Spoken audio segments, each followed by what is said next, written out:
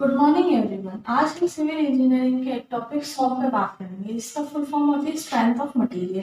इसमें एक टॉपिक है deflection of beam under different loading या सपोर्ट कंडीशन। इससे मेनली क्वेश्चन पूछे जाते हैं। तो हम पहले नोटेशन देख लेते हैं कि क्या होता है। इसको बोलते हैं हम थीटा बी ए। इसका मतलब है जो स्लोप है, थीटा का मतलब slope, at B with respect to A, B के रेस्पेक्ट में ए का स्लोप। और इसमें डिफ्लेक्शन भी सेम है, ये इसको डिफ्लेक्शन नोट करते हैं। इससे त्रिभुजाकार आकार से deflection at B with respect to A, यहाँ ए है। तो हम स्टार्ट करते हैं। पहली हमने ली है कैंटिलीवर बीम।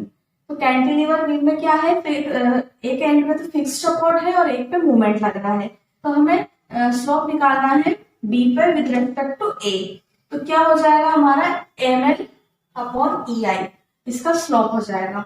ठीक है। और डिफ्लेक्शन इसका हो जाएगा एम एल स्क्वायर अपॉन ई आई, जहाँ पे एम क्या है, मूवमेंट है, एल क्या है, लेंथ है इसकी, ये वाला मूवमेंट जिसमें लग रहा है। दूसरा है हमारा कैंटिलीवर, और अब हमने मूवमेंट को हटाकर एक लोड लगा दिया है, डब्ल्यू लोड लगा दिया है। एल सपोर्ट है, एक एंड पे फिक्स्ड है। तो इसका जो स्लोप होगा with respect to A, W L square upon two E I हो जाएगा। जो ये डब्ल्यू है ये वाला लोड है। इसका जो लोड होता है वो क्या होता है, लोड इनटू डिस्टेंस। तो हम इसमें देखेंगे रिफ्लेक्शन में जो ये डब्ल्यू है ये बड़ा है, इसका मतलब है load equal to load into distance, W L cube upon 3i, इसका रिफ्लेक्शन होता है।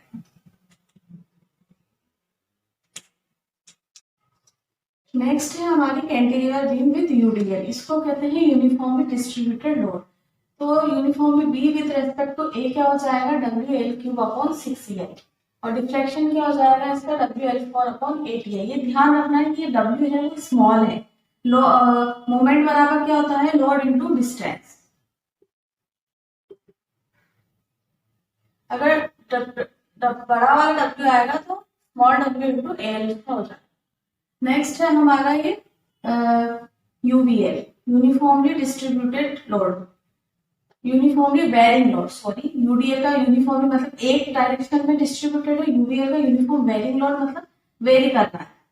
ठीक है। तो with respect to B to A हो जाएगा डब्ल्यू एल क्यूब अपॉन 3 और 24 ई आई, और डिफ्लेक्शन हो जाएगा डब्ल्यू एल फोर अपॉन 30 ई आई। अब आ जाते हैं हम सिंपली सपोर्ट। ये है प्रॉप कैंटिलीवर। प्रॉप क्यों बोला हमने, ये कैंटिलीवर है, यूवीएल लग रहा है, रिएक्शन भी लग रही है, इसलिए केस हो जाएगा प्रॉप कैंटिलीवर का।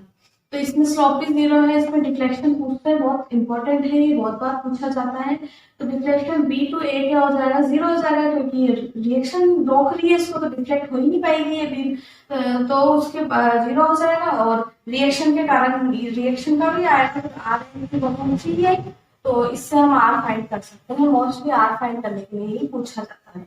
नेक्स्ट आता है, नेक्स्ट है simply supported beam. Roller support है, डब्ल्यू लोड लग रहा है, हाफ लोडिंग पे लग रहा है।